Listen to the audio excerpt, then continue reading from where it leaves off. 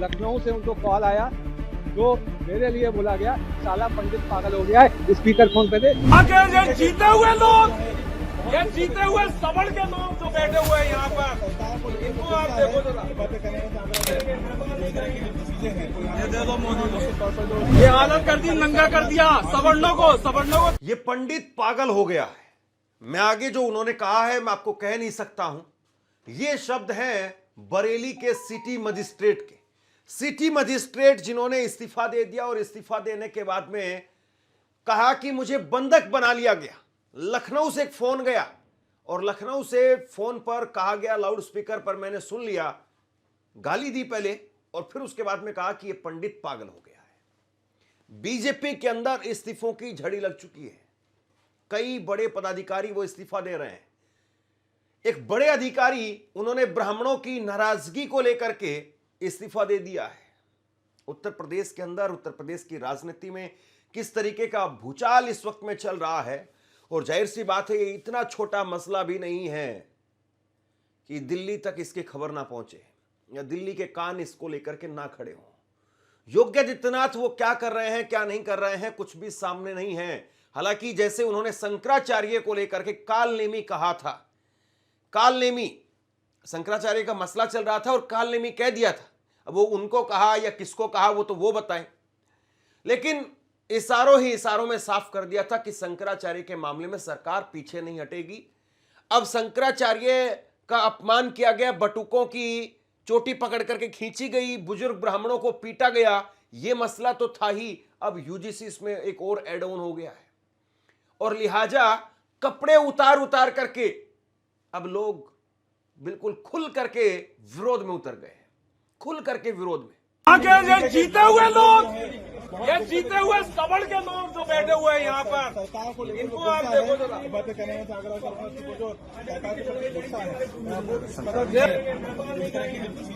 ये दे दो मोदी को, ठीक है। ये हालत कर दी है हमारी, वो जो है वो एक बड़े आंदोलन, ये हालत कर दी, नंगा कर दिया सवर्णों को क्या। अब मैं आपको बरेली के सिटी मजिस्ट्रेट को सुनाने जा रहा हूं। सिटी मजिस्ट्रेट को आप सुनिए। अलंकार अग्निहोत्री हैं, सिटी मजिस्ट्रेट हैं, उनको आप सुनिए। वो कह रहे हैं कि मुझे बंधक बना लिया गया था और ये डीएम की मौजूदगी में अगर ये हो रहा है, क्या ही कहा जाए साहब। और वो इस बात को कह रहे हैं कि उन्हें गाली दी गई। ऊपर से दिल्ली से कोई फोन आता है, दिल्ली से फोन आया और दिल्ली से फोन करके उनको कहा गया कि ये तो पागल हो गया है। डीएम साहब ने वार्ता के लिए यहाँ बुलाया था। जिलाधिकारी महोदय बरेली ने वार्ता के लिए बुलाया था। करीब 45 मिनट तक मैं बंधक था। फिर मैंने तुरंत ही दीपक पांडे जी सचिव साथ में थे, उनको कॉल किया कि मुझे बंधक बना के रखा हुआ है, जब मैंने इनको कॉल कर दिया और डीएम साहब को, कप्तान साहब को बता दिया, तब तुरंत आनंद मानंद लिया गया कि उनको छोड़ दिया जाए। मैं डीएम सर के आवास के अंदर बंधक था बहुत देर तक और ये प्लानिंग चल रही थी कि रात भर में बंधक रहूं और किसी तरीके से रात भर यहीं इसी आवास में पड़ा रहूं। लखनऊ से कॉल आया था और उसमें स्पीकर फोन डीएम साहब जो है अंदर बात कर रहे थे, ये बात करना भूल गए। उसमें जो उधर से व्यक्ति का कहते हैं साला पंडित पागल हो गया, साला पंडित पागल हो गया है, ये हमारे लिए बोला जा रहा था। अब आप देख लीजिए, तो लखनऊ से जो कॉल आया था, पूछिए इस समय ये किससे डीएम साहब जो है वार्ता कर रहे हैं, जिसको हमारे लिए बोला जा रहा है कि साला पंडित पागल हो गया। अब क्या करेंगे?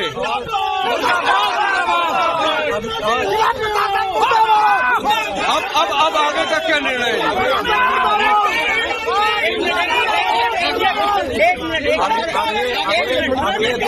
अगले 2 घंटे के अंदर मुझे आवाज खाली करना है, क्योंकि ये जो है मुझे बंधक बनाने के प्रयास में है। तो मैं 2 घंटे के अंदर सभी लोग लग के, मेरे साथी लोग जो है आवाज खाली कराएं। ठीक है, तुरंत आवाज। चलिए। अब इस मामले को लेकर के चारों तरफ बवाल लगातार बढ़ता जा रहा है। सबसे पहले आप अपनी स्क्रीन पर देखिए, ये यूजीसी के खिलाफ बीजेपी के एमएलए हैं प्रतीक भूषण, उन्होंने अपनी नाराजगी जाहिर कर दी है।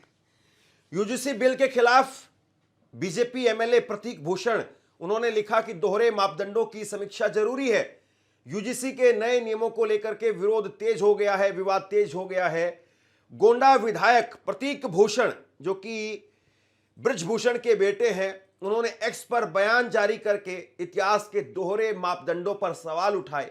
इन नियमों के विरोध में सवर्ण समाज नाराज है, बीजेपी में भी असंतोष बढ़ रहा है। तो साहब जो बोल सकते हैं वो बोल रहे हैं, और जो इंतजार कर रहे हैं मौके का, जब वो भी सामने आएंगे तो न जाने क्या होगा। अब इसके बाद में आप ये देखिए, भारतीय जनता पार्टी यूजीसी कानून के विरोध में चिट्ठी लिखी गई है, और चिट्ठी लिखी गई है जिला अध्यक्ष महोदय लखनऊ उत्तर प्रदेश, और इसमें नीचे पदाधिकारियों के नाम लिखे हैं। भाजपा के मंडल उपाध्यक्ष हैं, मंडल मंत्री हैं, शक्ति केंद्र संयोजक हैं, और युवा मोर्चा के मंडल अध्यक्ष हैं, युवा मोर्चा मंडल महामंत्री हैं, पूर्व मंडल मंत्री हैं, बूथ अध्यक्ष हैं, बूथ सेक्टर संयोजक हैं, और ये करीब 10 लोगों ने इस्तीफा दे दिया है। ये ताबड़तोड़ इस्तीफा जो है हो रहा है। लेकिन क्या वाकई ये विरोध और विद्रोह इस तरह से होता हुआ चला जाएगा कि सरकार के लिए संभालना बहुत मुश्किल काम हो जाए? ये बहुत बड़ा सवाल है। क्या योगी आदित्यनाथ अब पूरी तरह से उनकी सरकार ये कहें कि डावाडोल है, उनकी कुर्सी वो डावाडोल है? आप जरा एक बार इत्मीनान से सुनिए अग्निहोत्री जी को, और अग्निहोत्री जी बहुत सारी गंभीर यहां पर बात कह रहे हैं। वो कह रहे हैं कि वो बाथरूम में चले गए थे, फोन आता है, एक फोन आया तो फोन लाउड स्पीकर पर था, और फोन पर मैंने सुन लिया, और फोन पर दूसरी तरफ से लखनऊ से कोई बड़े अधिकारी थे, वो कह रहे थे मैं तो गया था इसलिए कि चलिए हमारा उनके साथ में संबंध है, क्योंकि अधिकारियों के आपस में संबंध होते हैं, इसलिए उस शर्म के नाते वो चले गए थे। लेकिन जब उनको ये पता चला कि उनको ना केवल बंधक बना लिया गया है, बल्कि गाली दी जा रही है, और ये भी कहा जा रहा है कि इसको रात भर यहां पर रखो। आगे वो और बड़े गंभीर आरोप लगा रहे हैं। वो ये भी आरोप लगा रहे हैं कि मुझे पागल साबित करने की भी साजिश चल रही थी। ये भी तैयारी थी कि एसआईआर का बहुत ज्यादा प्रेशर है, ये दिखाया बताया जाए। एसआईआर की जो भी प्रक्रिया हुई उसको लेकर के बहुत ज्यादा प्रेशर है, और प्रेशर में आकर के इन्होंने कर दिया था अब सब कुछ ठीक है। ये कहानी बनाई गई, और मुझे कहा गया, मुझे प्रलोभन दिए गए, लालच दिया गया, बैठाने की, शांत करने की पूरी कोशिश हुई, लेकिन उसके आगे भी जो है वो बहुत सारी बातें कह रहे हैं। मुझे लगता है कि एक एक करके पहले एक बार जरा इनको सुन लीजिए आप, फिर बहुत कुछ अपने आप में तस्वीर साफ हो जाती है। और उसके बाद में शंकराचार्य का फोन पहुंच गया, शंकराचार्य अभिमुक्तेश्वर सरस्वती, उनका फोन पहुंच गया। वो क्या कह रहे हैं कुछ देर में सुनाता हूं, लेकिन उससे पहले अग्निहोत्री सुन लीजिए जरा। करीब 1 घंटे पहले जिलाधिकारी महोदय जो बरेली हैं श्री अविनाश सिंह जी, उन्होंने वार्ता के लिए मुझे बुलाया। तो मैं उनकी आदर सत्कार करते हुए, क्योंकि वो हमारे अभिभावक भी रहे हैं और अधिकारी, हमारे सीनियर अधिकारी हैं, मैं वहाँ पर गया। तो वहाँ पर जब गया तो वहाँ पे उस समय तक कप्तान साहब श्री अनुराग आर्या जी नहीं थे। 5 से 10 मिनट के बाद जिलाधिकारी महोदय द्वारा कप्तान साहब को कॉल करके श्री अनुराग आर्या जी को बुलाया गया। इस दौरान जो हमारे साथ सचिव साहब जो है बार एसोसिएशन बरेली के सचिव साहब दीपक पांडे जी भी थे, मेरे साथ में थे।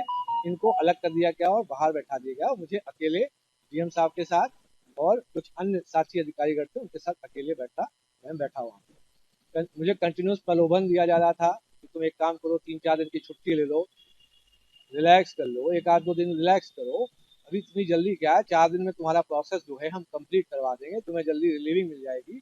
एक प्रेशर टैक्टिक्स और जो नहीं होता है कि प्रलोभन देते हुए अरे अभी कुछ चिंता करने की जरूरत नहीं, हम आपके साथ हैं और 4 दिन बाद एग्जिट ले लीजिएगा, कोई दिक्कत नहीं है।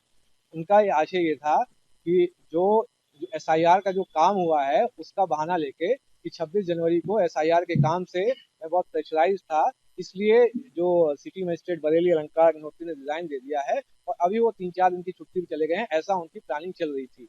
इस बीच करीब 20 मिनट पहले, क्योंकि मैं अभी 10-12 मिनट पहले ही आया हूँ, करीब 25 मिनट पहले संभवतः लखनऊ से एक कॉल आया। जब कॉल आते ही उस समय तक डीएम साहब और कप्तान साहब अगल बगल बैठे थे। डीएम साहब उठकर बगल वाले बाथरूम में चले गए। बगल वाले बाथरूम में वो स्पीकर फोन पे थे। उधर से आवाज आई कि ये साला पंडित पागल हो गया है, इस साले को रात भर अपने आवास में बंधक बना के रखो, इसको साले को जाने मत देना। जैसे ही मैंने सुना, तुरंत मैंने दीपक पांडे जी जो बार एसोसिएशन के सचिव हैं उनको कॉल किया। मैंने उनको बता दिया कि मुझको बंधक बना लिया गया है, रात भर छोड़ेंगे नहीं। जब डीएम साहब जब बाथरूम से वापस आते हैं क्योंकि मैं कप्तान साहब के सामने, जो श्री अनुराग आर्या जी थे, उनके सामने ही मैं फोन कर चुका था। तो उन्होंने बताया, ये बाहर बता चुके हैं कि हमें मंडक बना लिया गया है। तो आनंद फानन में, क्योंकि मीडिया तक ये बात जा चुकी थी, मुझे तुरंत रिलीज किया गया। बड़ी मुश्किल से वहां एक तरीके से जान बचा के मैं भागा हूं। अगर दीपक पांडे जी सचिव मेरे साथ नहीं होते तो वहां पे कुछ भी अभद्र घटना हो सकती थी। और ये आपको पता पड़ना है कि जिलाधिकारी महोदय को करीब 20 मिनट पहले इस लखनऊ के किस नंबर से कॉल आया है, जिसमें वो ये बोल रहे हैं साला पंडित पागल हो गया। आपने मकान खाली करने को कहा है? मकान इसलिए अब खाली करना पड़ेगा क्योंकि जो है यहाँ पे अब खतरा है। यहाँ पे अब खतरा हो गया, क्योंकि जिस तरीके से जो अभी रवैया था, जो लखनऊ से जो कॉल आया था, उसका बहुत ही विरोधी रवैया था मेरे प्रति। जब ये बोल रहे हैं कि साला पंडित पागल हो गया है, इसको यहीं बंधक बना के रात भर यहीं बिठा के रखो। जब ये मीडिया के जरिए राज्यपाल राष्ट्रपति महोदय से क्या कहेंगे? मैं इनसे यही कहूंगा कि यहाँ बहुत ही बुरी स्थिति है। एक स्वविवेक से कोई व्यक्ति अगर रिजाइन करके हट रहा है, एक अपने समाज की आवाज को उठाना चाहता है, उसको दबाया जा रहा है। कैसे करके ये इस चीज को जो हमारे रेजिग्नेशन जो हमने त्याग पत्र दिया है, यह सिद्ध करना चाहते थे कि मानसिक रूप से विक्षिप्त हैं। बिकॉज एसआईआर में बहुत ज्यादा इनको प्रेशर था। एसआईआर का जो प्रेशर है वो तो बहुत कब का खत्म हो गया, सब काम जो है खत्म हो, डिजिटाइजेशन सब कब का कंप्लीट हो गया। अब तो सिर्फ नोटिस फेस पे काम। ये रातों रात सब कुछ होता रहा और उसके बाद में हुआ ये कि अग्निहोत्री, उनका सामान उनके घर से निकाल दिया गया।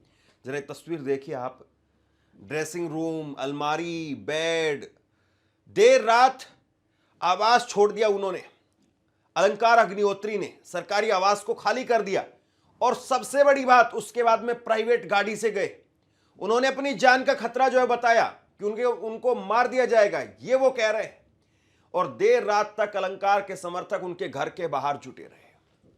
सबसे बड़ी बात यह है कि हिंदू खतरे में है, हिंदू खतरे में है, हिंदू खतरे में है, ये बातें कही जाती रही। उसके बाद में शंकराचार्य, उन्होंने कहा कि मुझे मेरी जान का खतरा है। अब अग्निहोत्री वो कह रहे हैं कि मुझे मेरी जान का खतरा है, मैं इस घर में नहीं रह सकता हूं, न जाने मेरे ऊपर क्या एलिगेशन लगा दिया जाए।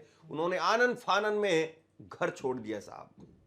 और दूसरी तरफ सरकार ने इनके ऊपर कार्रवाई कर दी है, यानी सरकार भी अब आगे बढ़ गई है। इनको शामली में अटैच कर दिया गया है, इनके खिलाफ कार्रवाई बैठाई गई है। तो कुल मिलाकर के अब बात बहुत आगे तक बढ़ गई है और अब यहां से वापस लौटना संभव दिखाई नहीं देता है। आप देखिए कि बीजेपी की मुश्किलें किस तरीके से बढ़ रही है। बीजेपी के लोगों से जब पूछा गया यूजीसी को लेकर के क्या कहेंगे, नित्यानंद राय जो कि अमित शाह के साथ में ही केंद्रीय गृह राज्य मंत्री हैं ये, और ये साहब जब इनसे पूछा गया कि यूजीसी को लेकर के क्या कहेंगे, पुराना पैतरा चल रहे हैं। पुराना पैतरा कौन सा कि कुछ भी पूछो जय श्री राम, जय जय राम, ये नारे लगाने शुरू कर देते हैं। लेकिन क्या ये मामला इतना हल्का है? और ये ट्रिक तो आप दूसरों पर अपनाते थे साहब, अपने ही लोगों पर अगर आप ये करेंगे तो फिर क्या अपने सवाल नहीं खड़े करेंगे? यूजीसी में सर नियम में बदलाव किया गया है, स्वर्ण समाज काफी आक्रोश में है। यूजीसी को लेकर स्वर्ण समाज काफी आक्रोश में है, इसको क्या कहेंगे? राजीव पटनायक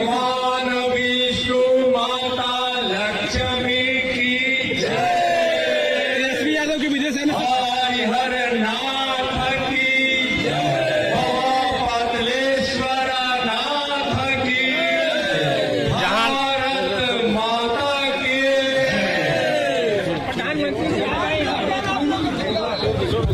मैं आपको स्वामी अविमुक्तेश्वरानंद सरस्वती उनको सुनवा देता हूं। आप स्वामी अविमुक्तेश्वरानंद सरस्वती को जरा सुन लीजिए।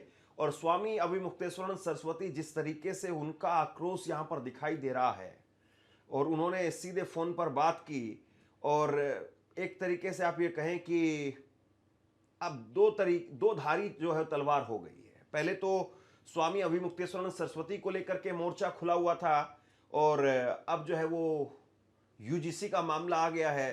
तो अविमुक्तेश्वरानंद सरस्वती वो कह रहे हैं कि आपने बड़े शानदार तरीके से पढ़ाई की, नौकरी की, और उसके बाद में आपकी आज ये स्थिति है, देख करके दिल जो है वो दुखी हो रहा है। लेकिन जो आपने पद छोड़ा है उससे भी बड़ा पद आपको देंगे। आप जरा एक बार स्वामी अविमुक्तेश्वरानंद सरस्वती को सुनिए, और उसके बाद में मैं आपको बीजेपी के ब्राह्मण मेयर डॉक्टर उमेश गौतम, जो कि यहां पर पहुंचे हुए थे अलंकार, से मिलने के लिए, और इनको जब घेर लिया गया तो इन्होंने क्या कहा वो मैं आपको सुनाता हूं, लेकिन उससे पहले आप शंकराचार्य को एक बार सुनिए।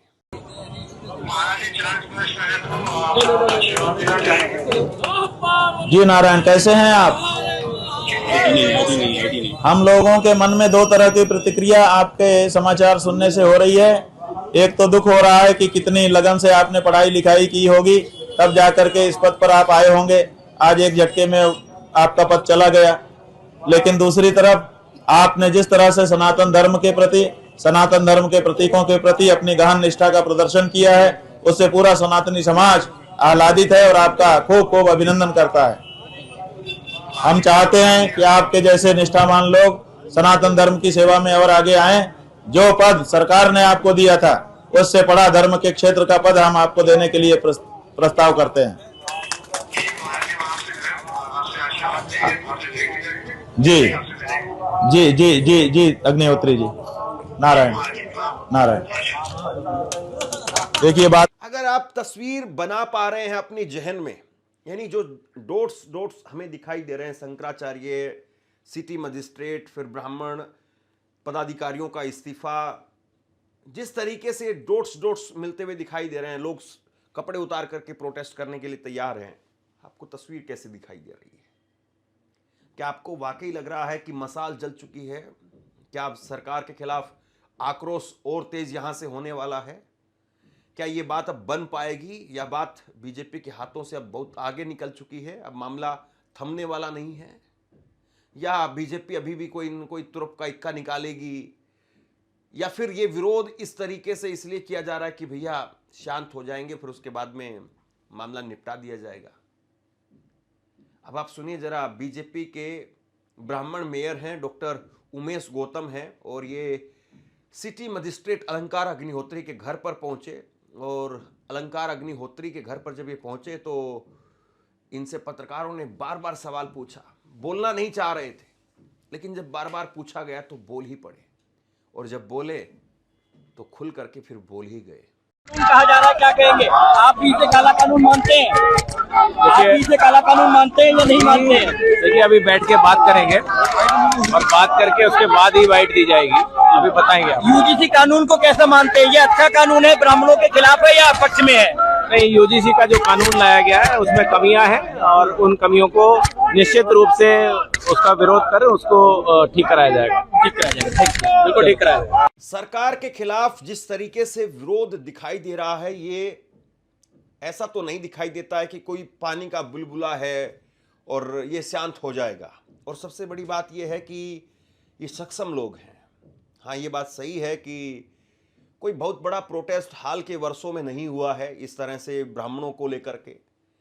SC ST OBC इनका प्रोटेस्ट फिर भी दिखा है, लेकिन ब्राह्मणों का, सवर्णों का कोई बड़ा प्रोटेस्ट नहीं दिखा है। और दूसरी बात ये मानी जाती है कि सरकार यानी बीजेपी, ये सवर्ण कुछ भी करें, कैसे भी करें, कितना भी विरोध करें, आखिरकार वोट घूम फिर करके वहीं देंगे। तो क्या जो ये लाइन है कि कितना भी विरोध करें, कि कुछ भी कहें, लेकिन आखिरकार वोट तो वहीं देंगे। अब याद करिए आप, 52 बीजेपी के, जिसमें 44 ब्राह्मण विधायक थे, कुल 52 विधायकों की बैठक हुई, और उस बैठक के बाद में पंकज चौधरी ने जिस तरीके से नाराजगी जताई थी, बीजेपी की एक तरीके से नाराजगी सामने आई थी कि भाई ऐसे अगर करोगे तो फिर अनुशासनहीनता की कार्रवाई करेंगे। अब बीजेपी के ब्राह्मण विधायकों को एक तरीके से खामोश करा दिया गया। अब क्या ये शंकराचार्य या फिर जिला सिटी मजिस्ट्रेट हैं, या एक दो दिन में ऐसे ही और इस्तीफे होने लगे तो क्या इनसे सरकार हिल जाएगी? जब सरकार 52 विधायकों से नहीं हिल पाई और 52 विधायकों की बैठक होती है, उससे कोई असर नहीं पड़ा, तो क्या ये 2-4 इस्तीफों से असर पड़ जाएगा? या फिर सवाल ये है कि लगातार आक्रोश था, आक्रोश पनप रहा था, लगातार गुब्बारा जो है वो बढ़ता जा रहा था, और बस एक छोटी सी चिंगारी की जरूरत थी, और वो छोटी सी चिंगारी मिल गई, और उसके बाद में धमाका। अलंकार अग्निहोत्री जब निकले तो उसके बाद में जो जयकारे लग रहे हैं, आप सुन लीजिए और समझ लीजिए और महसूस करिए कि तापमान किस तरह से है। उत्तर प्रदेश में 14 जिलों के अंदर इस वक्त में बारिश, तूफान, आंधी, ओले, इसको लेकर के अलर्ट है। लेकिन साहब ये दूसरा जो तूफान है, ये सियासी तूफान, ये अपने अंदर क्या समेटे हुए है कहा नहीं जा सकता। जय भवानी, जय भवानी, जय शिवाजी, जय शिवाजी, जय भवानी, जय भवानी, जय शिवाजी, जय शिवाजी। ये जिस तरीके से आक्रोश दिखाई दे रहा है, ऐसा लगता है कि बहुत गहरी नीचे तक जड़ें चली गई हैं।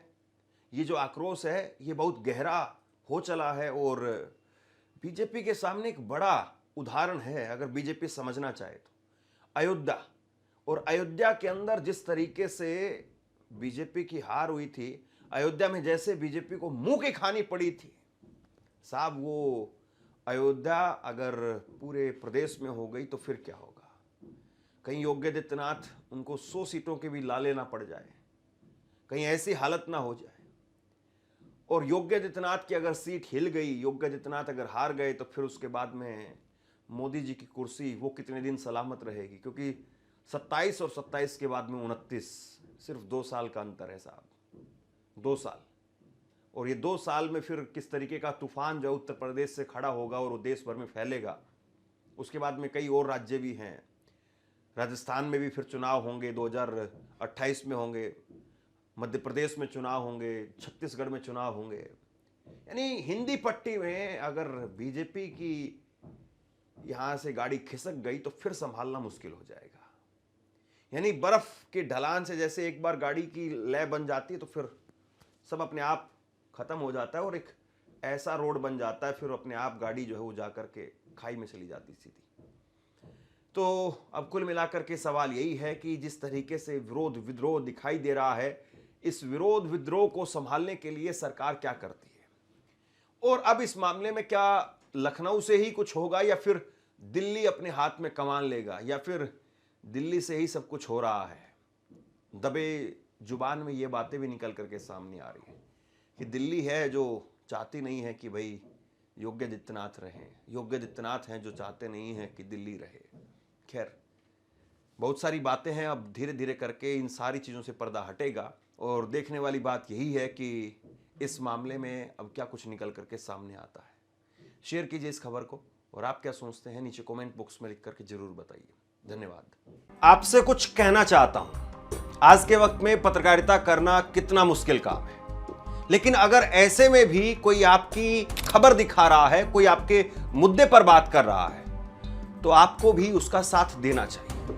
अगर आपको लगता है कि मेरी पत्रकारिता सही है, मैं आपके लिए आपकी खबर वो दिखा रहा हूं, तो ऐसे में आप मेरा सहयोग कीजिए। आप इस वीडियो को जब लाइक करेंगे तो लाइक के साथ में ही एक थैंक्स का बटन आपको दिखाई देगा, उस थैंक्स के बटन पर आप क्लिक कीजिए और जो भी सहयोग राशि दे सकते हैं वो दीजिए। दूसरा, आप चैनल को ज्वाइन कर सकते हैं और चैनल को ज्वाइन करके भी मुझे मदद कर सकते हैं।